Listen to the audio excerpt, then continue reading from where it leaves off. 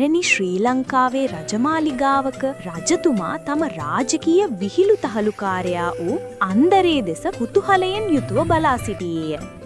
රස කැවිලිවලට බෙහෙවින් ප්‍රිය කළ රජතුමා තම පෞද්ගලික කුටියක සීනි මුට්ටියක් සඟවා තැබූ අතර එය ඇලලීම අනෙක් අයට තහනම් කළේය. දිනක් අන්දරේ කපටි සිනහවක් මුවඟට නගාගෙන රජතුමා වෙත පැමිණියේ අමුතුම ඉල්ලීමක් ඉදිරිපත් කිරීමටයි. තමන් අසනීප වී ඇති බව ඇඟ වූ අන්දරේ තමාට වැළඳී ඇතිමිම අමුතු රෝගයට ඇති එකම පිළියම සුදු වැලි අහුරු කිහිපයක් අනුභව කිරීම බව රජුට පැවසීය. මුට්ටියේ තිබූ සීනිද සුදු වැලි වැනිම වූ නිසා අන්දරේගේ මේ අමුතු ඉල්ලීම ගැන සිනාසුණු රජතුමා ඔහුට වැලි කෑමට අවසර ලබා දුන්නේය.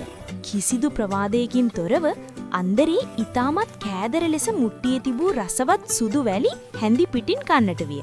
සීනි මුට්ටිය සැලකිය යුතු ලෙස හිස් වූ පසු රජතුමා කුතුහලයෙන් යුතුව අන්දරේගෙන් ඔහුගේ අසනීපය ගැන විමසීය. තම මුවගේ තැවරුණු සීනිත් සමග සිනාසුණු අන්දරේ තම අසනීපය දෙන් සහමුලින්ම සුව වී ඇති බව ප්‍රකාශ කරන විට රජතුමාට තමාව රවටා ඇති බව වැටහි මහ හඬින් සිනාසෙන්නට විය.